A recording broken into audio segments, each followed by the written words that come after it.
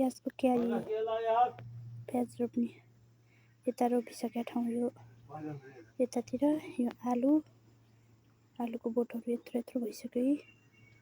ड्याङ गोडेर ड्याङ उठाइसक्नुभयो। यता सागबारी सबै त है जम्मै सागै साग छ यतातिर। यतातिर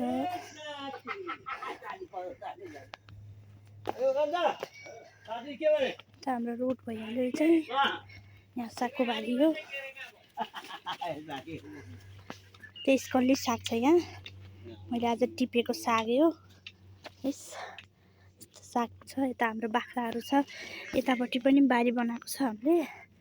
यता चाहिँ यो प्याजहरू यसरी भएको छ। अनि यता धनियाँहरू रोपेको छ।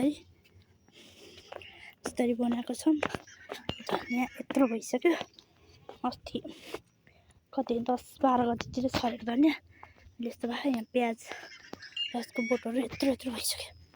यहाँ हामीले गाँठा प्याज रोपेको यत्रो भइसक्यो। हामीले त यस्तो भयो। हाम्रो घर हो यो, मेरो घर यो। हाम्रो बाख्राहरू यता छ। यहाँ फुलको बोट पनि छ। फुलको बोटहरू सबै छ। यहाँ पालुङको साग छ। यहाँ चम्चुको साग। हाम्रो बाख्राहरू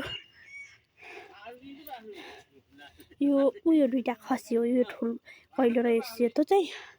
अनि यो माउ, यो नि माउ, यो पाठी, यो बेहुनी छ। यहाँ फुलको बोट फुल छ। हेर्नुहोस् गोदावरी फुल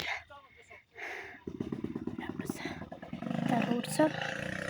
यहाँ एउटा बाइक, सानो बाइक। यता पारी ट्याक्टर पार्दै लानुभयो। उहाँ चाहिँ फुल पनि लिएर जान्छ अहिले।